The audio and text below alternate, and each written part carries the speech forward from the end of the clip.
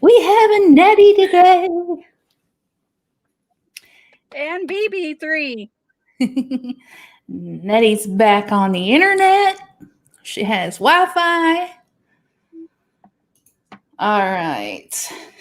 Hitch Up and Toast. Hold on, let me get over here. I'm on the wrong screen. Oh, it didn't show up yet. I gotta wait for their comment to show up because that's a good comment. They said, who gave the thumbs down? It hasn't even started yet. You know, that's your interaction. Thumbs up it, thumbs down. Mhm. Doesn't matter to me. You're interacting with my video, and I am good with that. Exactly. All right, let's jump over here and say hello to everyone that's coming in. I apologize. I am burpy right now. I've drank like 3 sodas in a row. I should be drinking water, but sodas taste so good. That's soda water. Yeah, it's diet. All right, so we have Hitch Up and Tow. We have Thin Blue Lane RV Life. Hello, hello. We have Shanna Craft. We have Nursing Our Travel Bug. This is your story you requested. I am very intrigued, and I want to get into the story. So, we have Tommy's Travels, Oracles, and Beyond. You know, if you all are not friends with Oracles and Beyond yet, you have to go check out her channel. She shares a lot of other spooky and true crime channels to her community page. And I always click on those and end up going to them. And it's people going and exploring live at these haunted places. So it's pretty cool to watch. So definitely go check out Oracles and Beyond. We have Tim. And I think, we have Happy Place Camping. So thank you all for coming in. And let's get started because this is a long story from what I hear. Yes, it's a pretty long story. All right. So how the notorious serial killer John, how do you say his last name? You say, I'm trying to see his, Joubert. Okay. How notorious serial killer John Joubert's days of slaying children came to an end. Thank you for sharing that, Nettie. You're welcome. And we have Griswold Family Vacay. Hello, hello. Nettie dropped Oracles and Beyond in there if you guys want to click on that and follow. All right.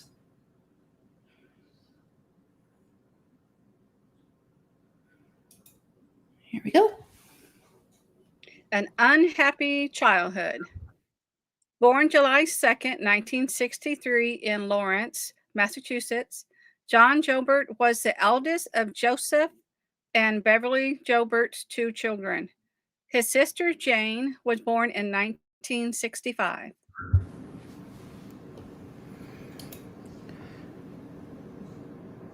That's a challenging last name, Joubert's. Yeah. Joubert's home life was an unhappy one. When he was 6 years old, his parents divorced and his father moved out. Beverly Joubert was a domineering and controlling woman who did not let her son make friends with other children. She was quick to anger and humiliated her son by spanking him until he was 12 years old.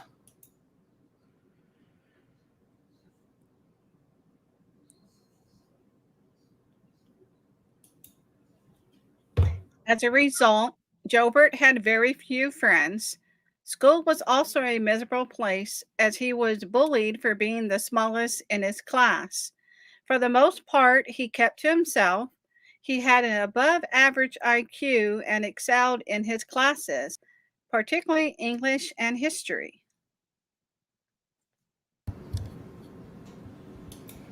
The family moved from Lawrence to Portland's Oakdale neighborhood when Joubert was 11, and to earn some of his own money, Joubert began a paper round. You know, I didn't know that paper rounds still existed, but they do. Kids still do them. You know, I never heard of them being called paper rounds. That's a paper route. Same thing? Yeah, same thing. Okay. He also took on a series of jobs during the summer. With this money, he paid much of his tuition to Chevers High School, Portland's all-boy Catholic secondary school. Nursing our trouble bug, I have to agree with you on that. She said, she or he, sorry, I don't know who we have with us right now, said, I think being bullied in school shapes a lot of folks for the worst. I agree with that, especially since we have a lot of those school incidents. I'm going to call them incidents because I don't know if I can say the other word on YouTube. But yeah, I agree. I think that kids that get bullied, that even if they don't turn out bad, like as in bad adults, they end up carrying a lot of trauma with them for the rest of their life. Mm-hmm. We also have Fordman, aka Kenneth Oakes, just came in, and then we have I've seen somebody else, Linda Barker. Yeah. All right. Griswold says, Steam says a teacher that kids are either good at math and science or English and social studies. Always those two together. Hitch Up and Toe had a paper round. Okay.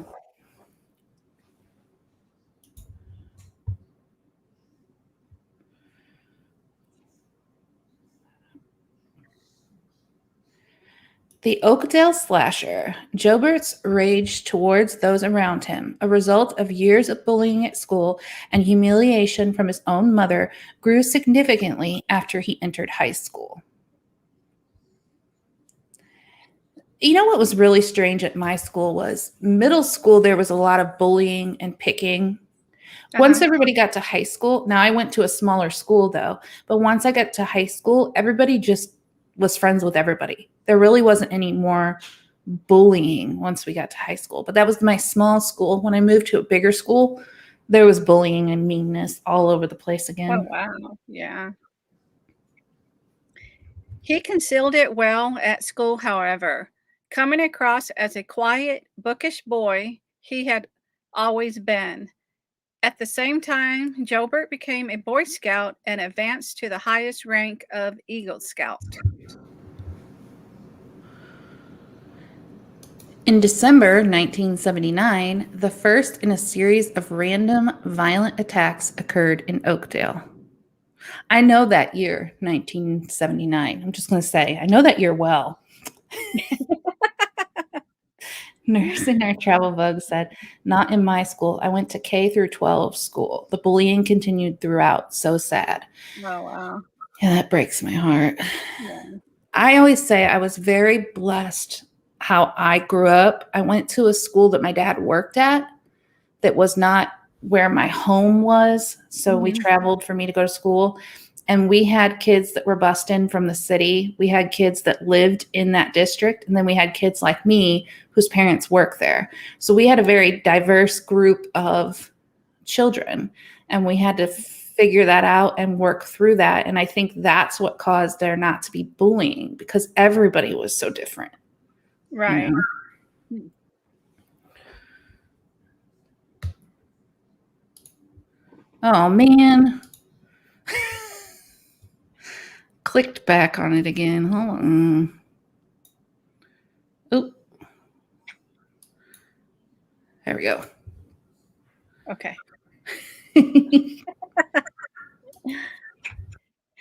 6 years old Sarah Canty was playing in her front yard when a young man on a bicycle rode by and stabbed her with a pencil. She cried out in pain, but by the time her parents came to her aid, the man who stabbed her was long gone. Hey, Simple Life Big Adventures. Welcome to the chat.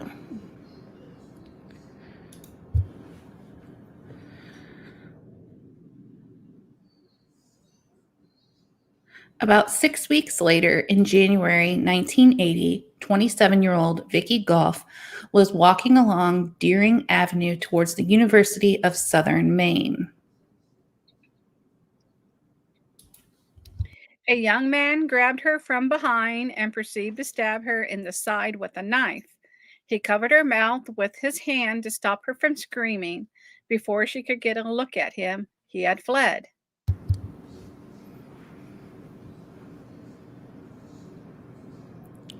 In March 1980, 9-year-old Michael Witham was walking on Deering Avenue when a young man on a bicycle lured him into the woods, into a wooded area, and began asking him a series of personal questions. Wow, there's a lot going on Deering Avenue.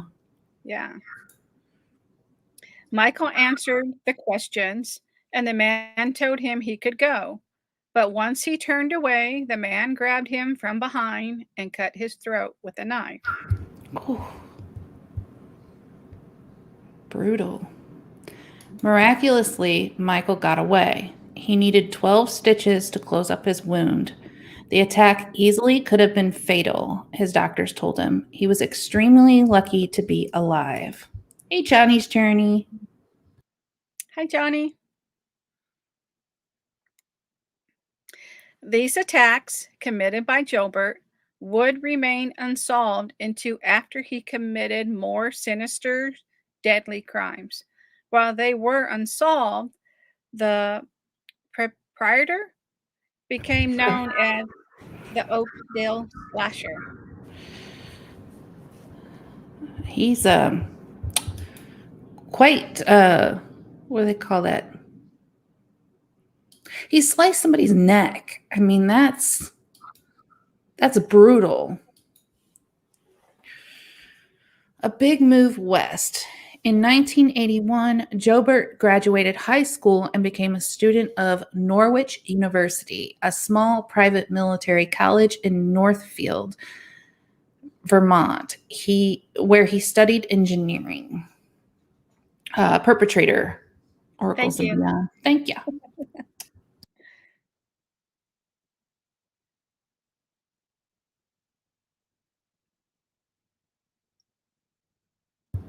However, he dropped out after just a semester. When he couldn't find a job, he enlisted in the United States Air Force in August of 1982. He seems to be able to live like a double life thing here. Yeah. 4 months later, 19-year-old Joubert moved 1,500 miles west to Bellevue, Nebraska, where he was stationed at Offutt Air Force Base, a suburb city just south of Omaha. Bellevue had a population of around 22,000 in 1980. That's a big place for back then. Oh, yeah. Hey, nomadic hippie. Joubert trained as a radar technician and joined the local scout troop, becoming an assistant scout leader. Oh man, these scout leaders are always up to no good. Yeah. I mean, I won't mention that I was a scout leader. I was a good scout leader. I was not no bad person. Just saying.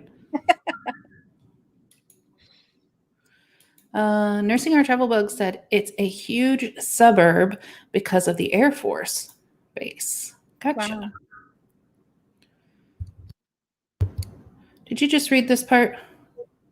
No. Okay. Portland, Maine. On August 22nd, 1982, 11-year-old Richard Ricky Stetson left his home at 7:45 p.m. for a jog along a trail in Back Cove in North Portland. Wow, he could just blend in anywhere he landed, right? Simple life. That's what it sounds like. Yeah. Being summertime, it was still light out, and the trail was populated with cyclists, joggers, and promenaders enjoying the last of the warm evening sun. Yeah, it sounds like his little double life thing started when he was pretty young, too. Oh, yeah. Several people saw Ricky jogging. They also saw a young man on a bicycle riding closely behind Ricky, but didn't think anything of it.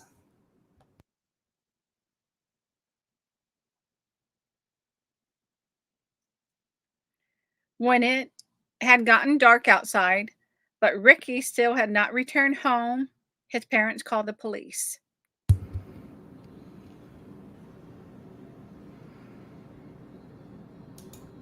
It did not take long for Mr. and Miss Stetson's worst fears to be confirmed.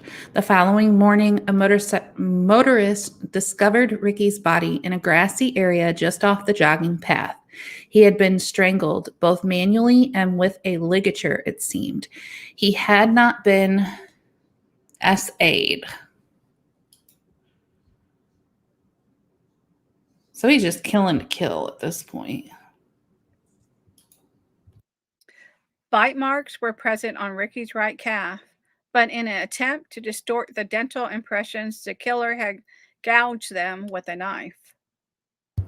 I hope that was after. Yeah. Oh. Such an act was completely unheard of to detectives and forensic dentists who consulted on the case. By attempting to cover his tracks, the killer had made himself more vulnerable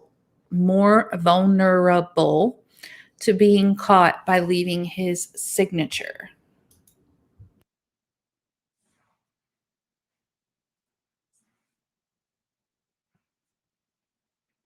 A suspect, Joseph Anderson, was arrested for Ricky's murder, but was released as the bite marks on Ricky's legs were not a match to his dental impressions. Despite the best efforts of the Portland PD, Ricky's case went cold.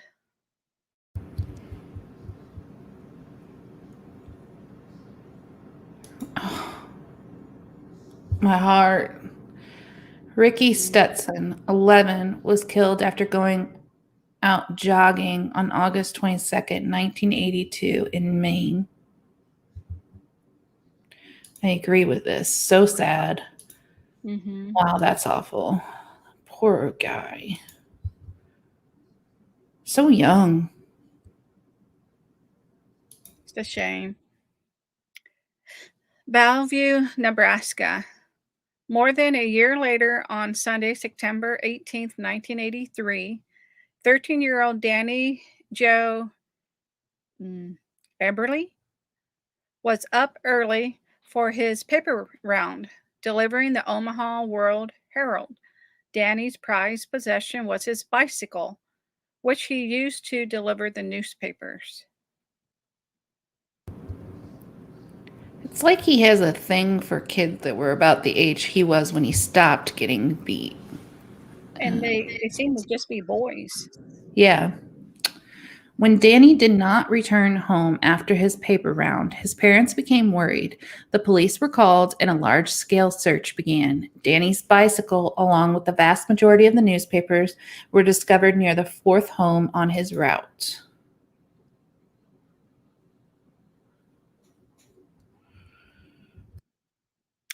Three days later, on September 21st, Danny's body was discovered in a grassy area just off the road near a foot. I don't think I said that right. Air Force, about 4 miles from where his bicycle had been found. Danny was lying face down and had been stripped to his underwear. His wrists and ankles had been bound with rope. He had been stabbed 11 times. Jeez. A shape that looked something like a star had been carved into his chest. There were bite marks on his body, which had been gouged with a knife. Why is he biting him? I know. The body of Danny Joe Erbert, 13, was found in a wooded area near the Outfit Air Force Base. Offutt. Thank you. Offutt.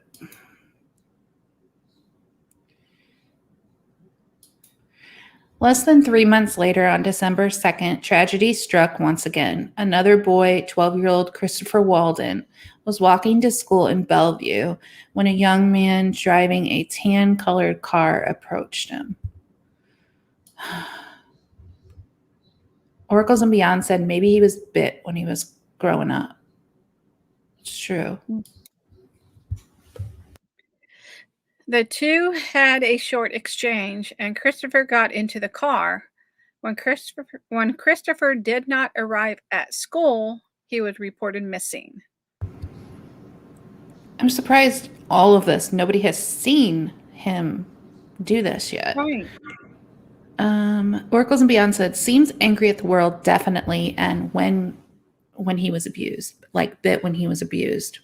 It's true. Yeah. 2 days later, 2 men out hunting pheasants discovered Christopher's body in a wooded area, about 3 miles from where Danny's body had been found on the side of the road.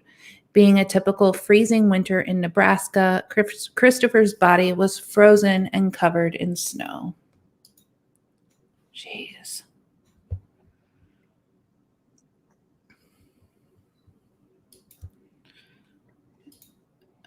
Nursing Our Travel Bug says, see, it all stems back to when he was bullied. All these kids are middle school aged. The biting must be how he expressed his internal rage.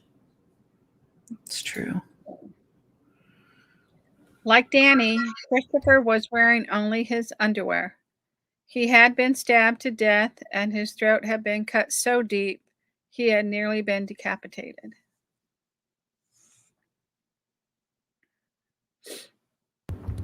This is a hard one. That's a lot of kids.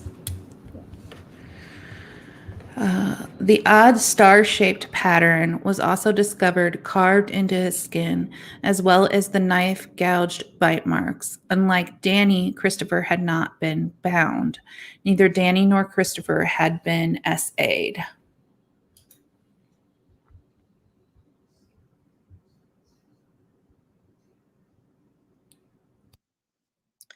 Christopher Paul Walden, 12, vanished on his way to school.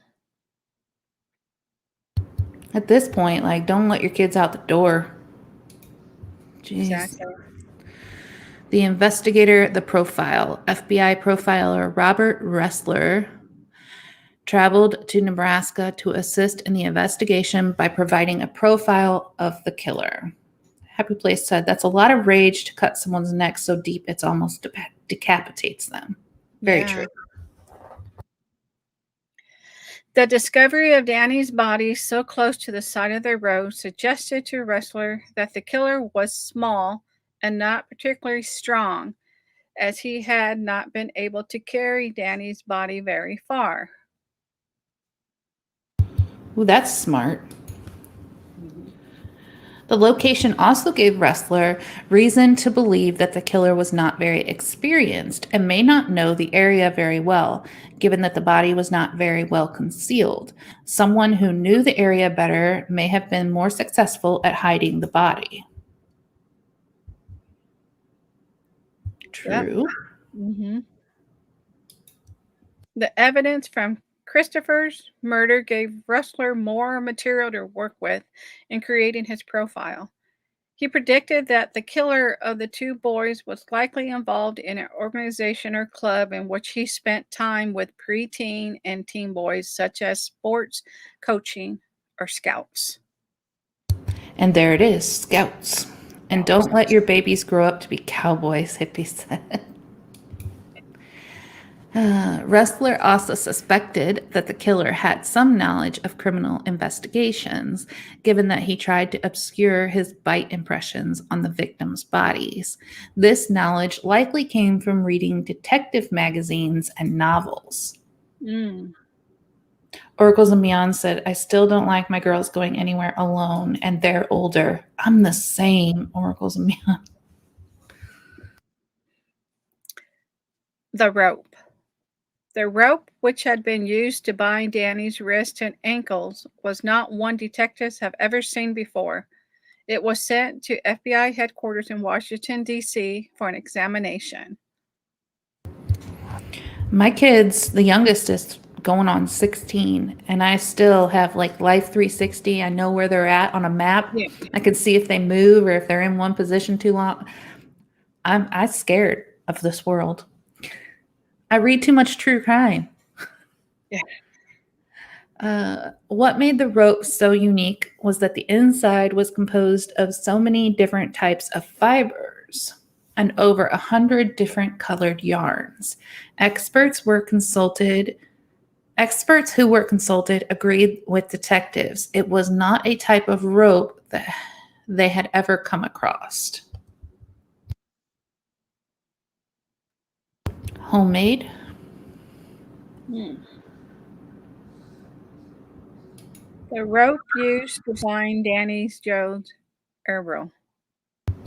Huh. That doesn't look homemade. No. Weird. Where did the ropes come from? I don't know.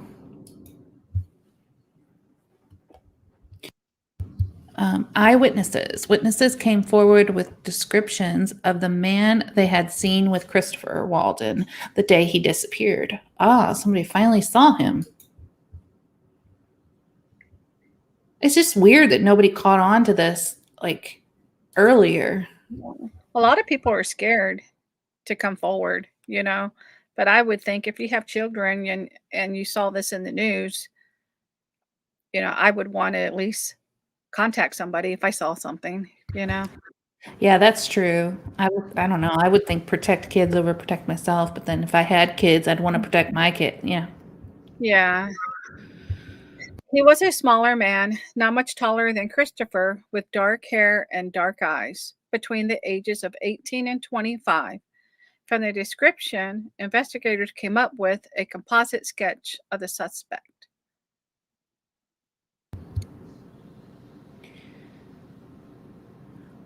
A woman who was out walking her dog that morning was quite sure she had seen Christopher being abducted.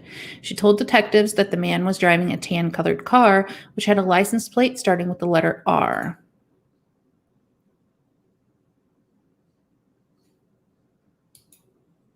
The composite sketch of the suspect in the murders of Danny Joe, Earl, and Christopher Walden. You know, we have much better sketch artists now. Yeah. That looks like a cartoon character, but it does resemble him, though. Mm-hmm. He looks really young. Yeah. A frightening confrontation. On January 11th, 1984, a Bellevue preschool teacher, Barbara Weaver, was going about her morning routine of preparing her classroom for when her students arrived. Nursing Our Travel Bug said, that's a pretty good drawing, though. Yeah, it is a good drawing. It's just nowadays, everything's so much more detailed.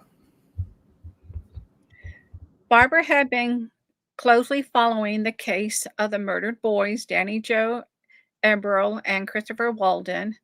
Barbara briefly glanced out the window and saw something that struck her as suspicious. A car she had never seen before sat alone in the parking lot. Linda Barker said, those big anime eyes, and Tommy Travels said, Peter Brady did it. When she looked closer, she saw a young man sitting in the driver's seat. To Barbara, he looked a lot like the young man in the composite sketch she had seen on the nightly news. Barbara and the young man made eye contact. His stare gave her a bad feeling. She grabbed a piece of paper and scribbled down the license plate of his car. Go, Barbara. Mm-hmm. Linda Barker said, Tommy, you solved it. All of a sudden, the doors to Barbara's classroom flew open and the young man was in front of her, threatening her with a knife. Oh, no. At the time this happened, we were still so naive as a society. Not as much coverage as we have now with social media. And Yeah. trust is out the window in this day and time. That's very true, Simple Life. You know, I remember when I was a kid, there was a big thing about blonde hair, blue eyes. And they weren't sure if it was like a satanic thing or if it was just that type of child was like the prize for kidnappers at the time. But I remember if you had blonde hair and blue eyes, your parents were keeping you in the house. You weren't allowed to go out and play. There was this big old thing on the news. But yeah, we definitely see a lot more of it now, especially with social media, which is good and bad because social media does help solve a lot of cases too.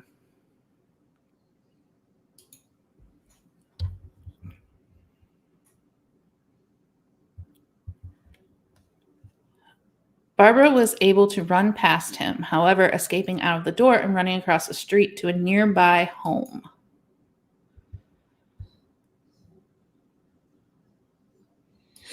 She banged on the door and told the occupants of the home about her encounter.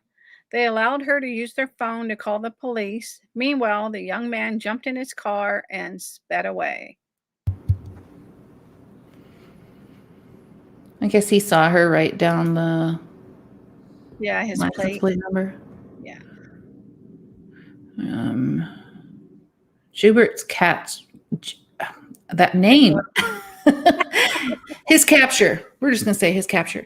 Detectives tracked the license plate number Barbara had written down to 20-year-old John Joubert, a radar technician for the United States Air Force who was living in Offutt Air Force Base in Bellevue. I know you just told us how to say it, and I forgot. I know. I forgot to. I think it's off at is what she was saying. Let me scroll up. Yep, off ET. Off it. My tongue's starting to get tied. Joubert's matched Robert Ressler's profile to a T. He was young, small, and not very strong, and he volunteered at a local scout troop. During a search warrant for Joubert's room on the base, investigators found several softcore P detective magazines. Oh, that's the detective magazines was the P ones? Oh, this has gotten interesting. Also, isn't it amazing how like profilers can get such an accurate profile just from the way the crimes are committed? Yeah. That's some serious talent there. Some good work right there. Nursing Our Travel Book said, well, that's an interesting development. Yeah. I didn't understand where the magazines were going to fit in the profile, but I guess that's how that works. Mm-hmm. But he didn't do anything to any of these kids, so maybe it was just doing the crime enough. Well, probably because he just really started. It might have led up to it later because he slowly started progressing. That's true. Hitch Up and Toe said, where can you get those mags? On searching his car, they collected head hairs, which were analyzed and discovered to be those of Danny Joe Eberly. Also found in the car was duct tape and a knife. In the glove compartment, there was a piece of rope, the same unique kind Danny had been bound with. I'm really interested about this rope. Like where did he get rope? Maybe it was military. But you think the police would have access to that. Yeah. Oracles and Beyond said, asking for a friend. Connecting the Maine and Nebraska murders. Robert Ressler was giving a presentation at the FBI Academy in Quantico, Virginia, on profiling the killer of the boys in Nebraska. The presentation sparked the attention of a police officer from Portland, Maine. They're making all the connections now. Mm-hmm. The murder of Ricky Stetson in Portland in August of 1982 sounded eerily similar to the killings Ressler described. Perhaps more striking was that Ricky Stetson, Danny, Joe Eberly, and Christopher Walden had all been bitten by their killer, and the bite marks had subsequently been gouged with a knife in a failed attempt to cover them up. That's just using a knife, and I've heard, correct me if I'm wrong, everybody, but I've heard that using a knife is much more of a connection and much more of a personal type killing than shooting someone. So not only is he using the knife to kill all of these young boys, he's also biting them, which seems very personal to me. Right. Not that he knows them, but maybe he's traumatically going back and taking out that stuff on them personally, I guess is what I'm trying to say. But yeah, this knife killing thing and then biting him seems so personal.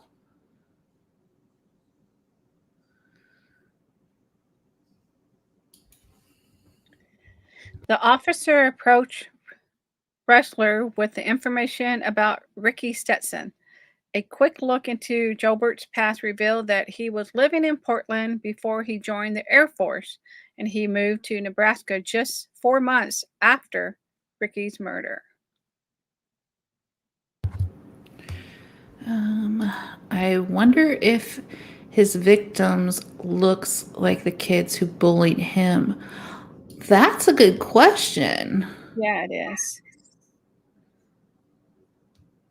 Hippie said spoons don't work as well. I don't think a spork would work any better either, so.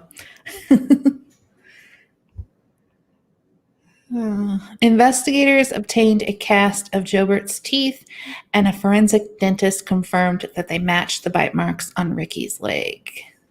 Yeah, I mean, you're leaving a pretty definite, trace to yourself behind when you bite somebody. Right.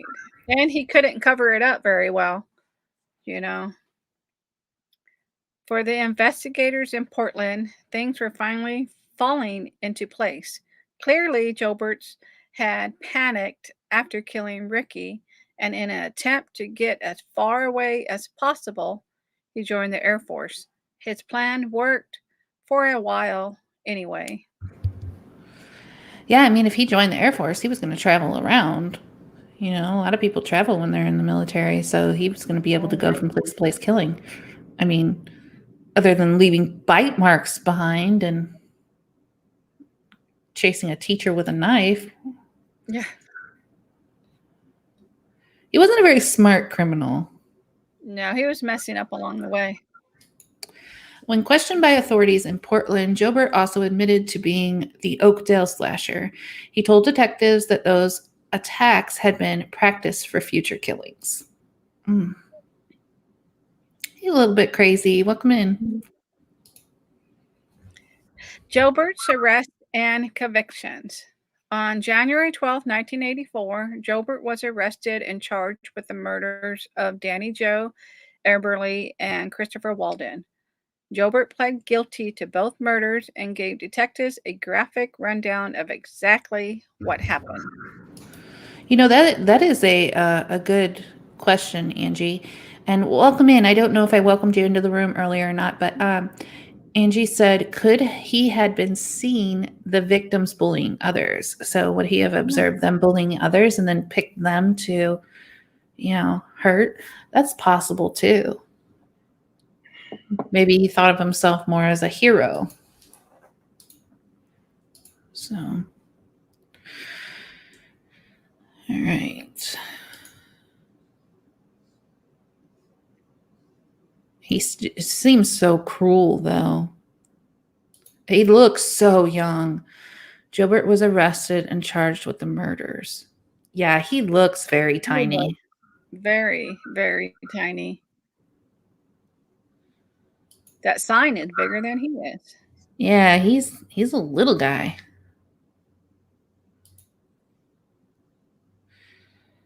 While under arrest, Joubert underwent several psychiatric evaluations.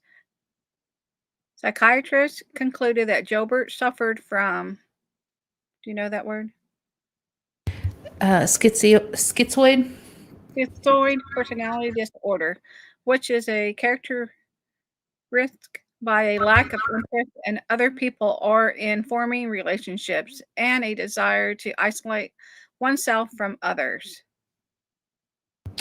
Yeah, I guess if he was bullied, that would definitely make him want to isolate from others. Mm-hmm. I don't know. I don't know much about schizoid personality disorder. I know schizophrenic, they hear voices. But are they saying that he heard voices? I mean, that seems a little odd. Hitch Up and Toe said, biting is like an autistic response. Oh, Okay. I just don't see him. If schizoid and schizophrenia are the same kind of thing, I just don't see him hearing voices. That's not something I would have pictured, but it could be true. Yeah. Oh, those with schizoid personality disorder may come across as cold and lacking in empathy, rarely showing much emotion. Oh, okay. That's an explanation of it then. That's not hearing voices. Joubert was also characterized as having sadistic tendencies made clear by the torture he inflicted on his victims. It's true. Yeah, I would definitely say that's him to a T from the crimes he's committed. Oh, yeah.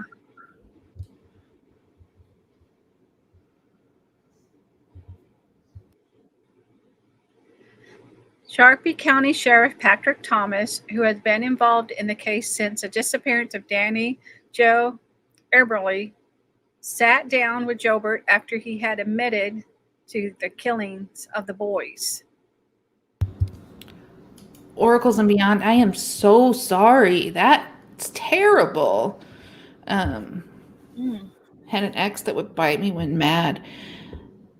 I do wonder if that is what Hitch Up and Toe was talking about, though, that like might be like a autistic on the spectrum type of response where they don't know how to control or deal with the anger, and that's the way they get out their feeling is to bite, maybe.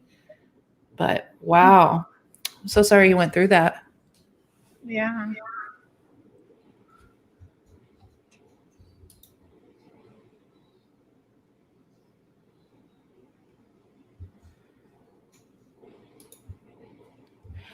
During his confession, a detective asked him if he would kill again if he got out of jail. That's my big worry, Joubert said. It's scaring me quite a bit. Yes. So he's like open about his nonsense. Mm-hmm. Wow.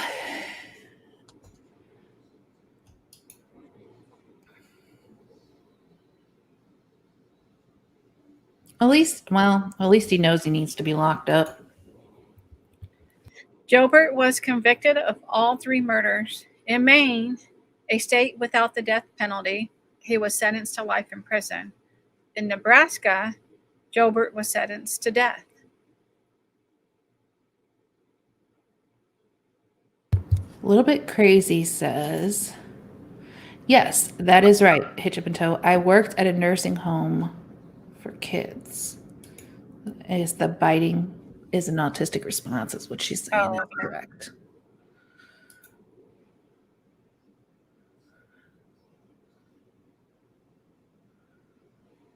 Wow, he is really small. This guy does not look big at all in the little police officer outfit. Mm-hmm. And he's smaller than that guy. He looked like if you saw him on the street, though, you wouldn't think he looked like a. This is so stereotypical of me to say, but like serial killers, I don't. Through the years, we've found out serial killers don't look like a typical serial killer all the time. And he's one that I would never have imagined being a serial killer. He looks so innocent and young to me.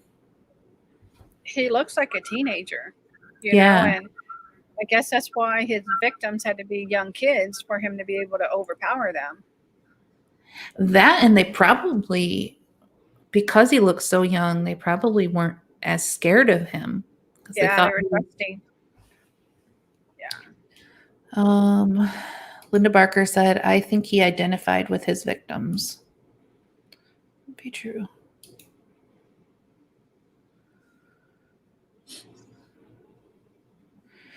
For a dozen years on death row, Joubert pored over law text, read Albert Camus, Sigmund Freud, Ernest Hemingway, and the works of other literary lights, lifted weights, and learned to draw.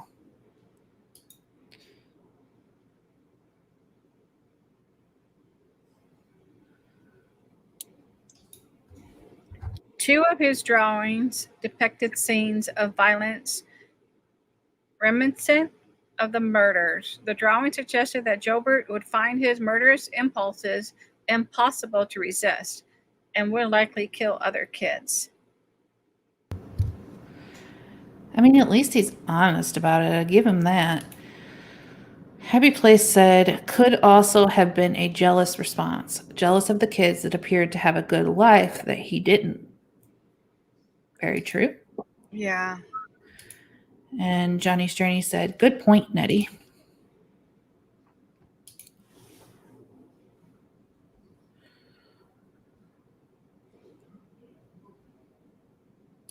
Drawing suggested that Joubert would kill again. And That is. Looks like slashed. Yeah, it looks like he slashed like the face part. That is creepy. Yeah. That's definitely a drawing of him. Mm-hmm. And he's like, just put his arm around the little guy, like, hey. Yeah, like, come with me.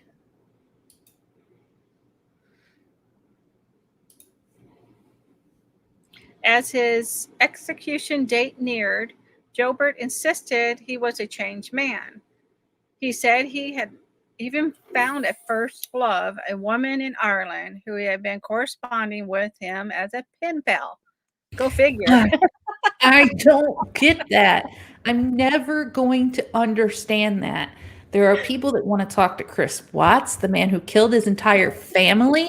There are women that are pining over him. The same thing with Marilyn Manson and, what's that other famous cute killer? Zac Efron played him in a movie recently. I don't know. I'm not going to understand that, though. That is one thing I am never going to understand. You are a normal human being that's never committed a crime ever, and you want to marry a man who's a murderer in jail. I don't understand. Yeah. Oh, Ted Bundy. Yes, Simple Life. Yes. Ted Bundy. Yes. That's the other one. Yes. Oracles and Mon said for sure. Angie said, could be when the killer was hurt or upset, he found victims smaller than him to bully, cause he was bullied, to take his rage out on. Very true. Oh, Richard Ramirez was another one. Richard Ramirez had tons of women after him, and he wasn't even cute. Yes, he wasn't cute. He had like satanic stuff all over him. Yeah. Like, I don't understand. Why? Exactly. Makes no sense.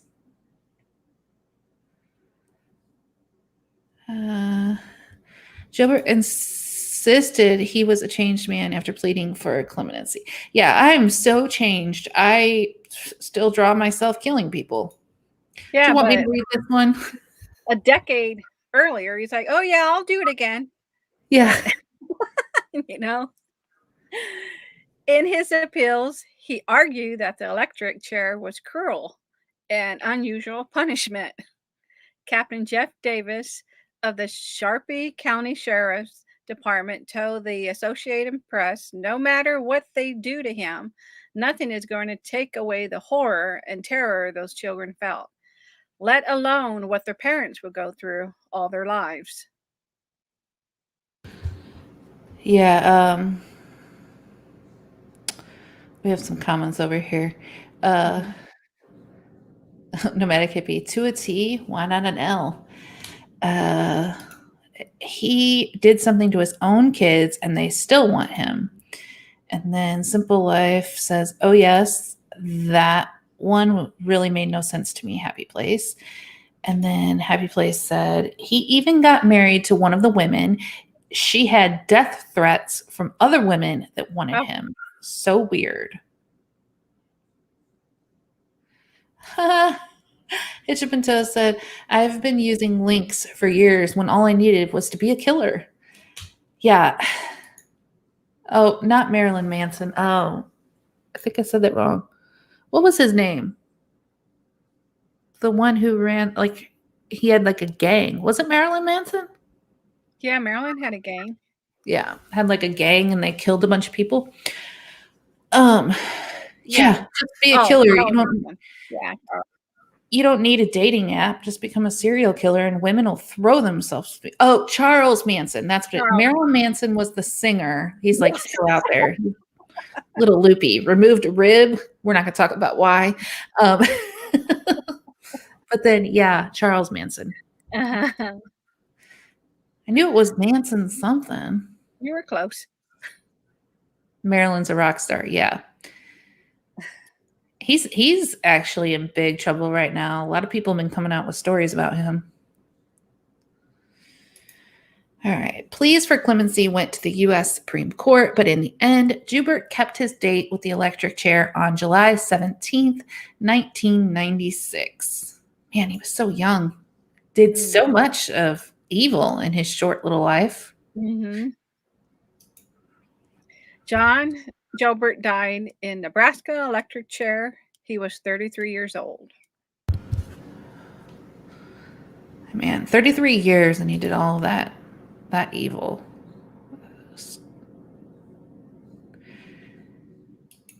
Nothing can bring back Ricky, Danny, or Christopher, but once Joubert had taken his final breath, their families could finally take comfort in the knowledge that their son's killer was gone and could no longer hurt other children. I hope they have been able to find some peace. Now, did he ever open up to anyone and say exactly why he did what he did? Did he just say it was because he was bullied? Not that I found. He just admitted to it, but no reason behind it. No reason. Mm-mm. I guess it's just that he's a psycho. Yeah. He looks much different at 33. Yeah, he looks much different at 33. A lot easier to be mad at. Yeah. Oracles and Beyond. Tears. Shinnicraft, what a story. So sad. Yeah. Nursing Our Travel Bug, thank you so much for suggesting this one. Yeah. Man, that is sad. So many lives taken. And a lot of victims, even, prior to him killing, there were victims that he was trying, I guess, just to injure. The little girl, the 6-year-old girl, and then the woman that was just walking home that he just started stabbing her. And almost a teacher. She was lucky she got away. Yeah. That's a lot for one person to have done. Like, serial killers do stuff like that, but it just seems like so much for such a young kid. Also, I do kind of, this sounds bad. I don't have sympathy for him. Don't get me wrong. I don't have sympathy for him, but I do kind of wonder if he hadn't been bullied, would he have gone on to do what he did, or would he have been different? You know what I mean? Like, if he had a different, when you grow up being abused, because he grew up being in a bad home, they said, and then he was bullied at school. So there was really nothing good that was surrounding him and loving him.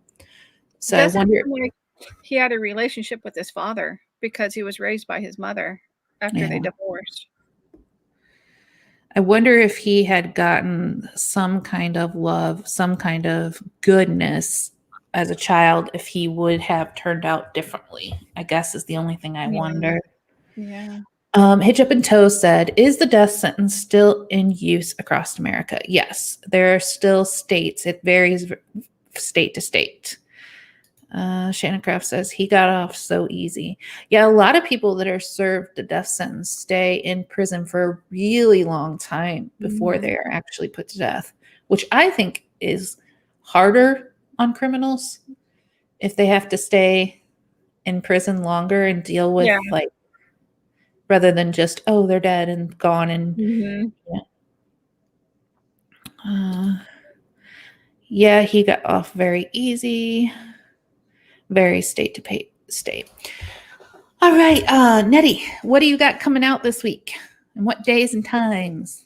It comes out Wednesday, 10 Central, and it's actually our trip heading to Branson. So that's a pretty cool trip. Yeah. Is that the one where you're going to hit up Uranus? Yep. Well, we're starting to head towards Uranus. Had to hit Uranus twice. So just saying. You really like the anus, huh? Happy Place said, yeah, but they're more expensive if they stay in prison longer. Very true. Yeah, we have to pay for them longer. True. I was watching a prison show last night, actually, to fall asleep to. Yeah, I know, I'm weird. I also listen to creepy, scary stories while I fall asleep.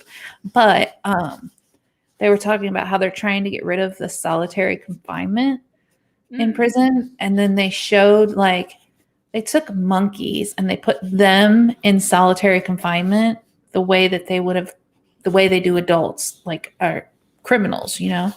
And Yeah. the monkeys, over time, being in solitary confinement, started banging their heads on things and going crazy. And this is what the adults in solitary confinement are doing. And these people that are in solitary confinement, some of them are being released from solitary confinement back out into the public, like straight from solitary right back out into the public. And if you're telling me that being in solitary confinement causes them to bang their heads on the walls, cut themselves, do all of these horrible things because they're losing their mind in solitary confinement, and then you're putting them back out there with us, of course they're going to end up back in jail. Oh, yeah. And then I was really mad because they did that to the monkeys. Like, why? Yeah. Why did they have to do that to the monkeys? Because then the monkeys had mental health issues. So I don't know. It was a very interesting look at things within the prison system. But it was sad. It was sad. And at the same time, I know they're criminals and I know they need to be punished, but it just seems like we can come up with better ways so that it turns them around and we have something good that comes out of it. I don't know. Yeah. Simple Life said, ladies, it's been so great hanging with you. I love talking and hearing others' opinions, why these people do what they do. Hope to meet back up with y'all next week. Thank you, Simple Life. Thank you. Hippie said, what's worse, mental bully or physical bully? I don't pick between the two. I think they're both just as bad because they're both going to leave lasting problems. Mm-hmm. What do you think, Nettie? I think so too, and then I feel like once they start doing bullying, I think there's a progression there. I think it's going to lead to something else because I had that in my past, as far as past marriage, and I could feel it was escalating, and thank God I was able to get out of it by then. But yeah, I think they're the same. Yeah, I think they both tear you down, and I don't think either one of them are really easy to escape from unless you are focused. And you have to have some love to balance that out. You have to have something that shows you that there's something different. Otherwise, you just think that's what all the world is. Yeah, yeah. Oracles and Beyond said, I get so angry that Watts gets to get me. Ugh, the Watts case drives me crazy. That man thinking that he was going to get out. At one point, he was trying to put together a thing to get out of prison. It's like, you're there for life, buddy, after what you did. Yeah, it's poor babies. Hitch Up and Toast said, does anything good come out of the prison? I don't know. I do think that some people can turn it around. There is a channel on YouTube called The After Prison Show. And it's a man who went to prison for a really good reason. And he served his time, but he came out and changed it all around. And then he started helping other people that were coming out of prison, teaching them the same things that he did. So I do think you can change it around. Again, it takes somebody showing you good versus all the bad. Yeah. So, all right. Well, that about wraps it up. I'm not sure if Box Bendy is on after me. Sometimes she is, sometimes she's not. I know that K&R Destinations will probably be on at 7 p.m. So you can go tell them what made you smile today. They love to hear that. And then one more comment here is Angie, and she says, solitary is also an escape from the worst inmate. Living in general pop is a living hell. You wouldn't believe what you see and what you hear. Yeah. Yeah. And I do know that Day's Great Adventure is coming on in 30 minutes. And it's a premiere. I want to say it's probably 10 minutes or so. So it's 6:30 Central. Let me find their link. Days Great Adventure. So in a half hour, we'll have Days Great Adventure. I'm going to share the link here. You didn't do what I wanted you to do. All right, copy. All right. Here is Days Great Adventure. You can head on over there. They'll be on in a half hour. And then after them, it says, if it's her week, she is at 7 p.m. Don't think K&R is on tonight. Okay. Oh. It is hard to keep up with everybody that is on and all the different changing schedules, but try to. All right. Great case, ladies. Great stream, guys. Really enjoyed the stream. Thank you all so much. Thank you. All right. Y'all have a wonderful... Sorry about that. Y'all have a wonderful evening. Wishing you much kindness and much love. Bye for now. Sending love your way. Bye.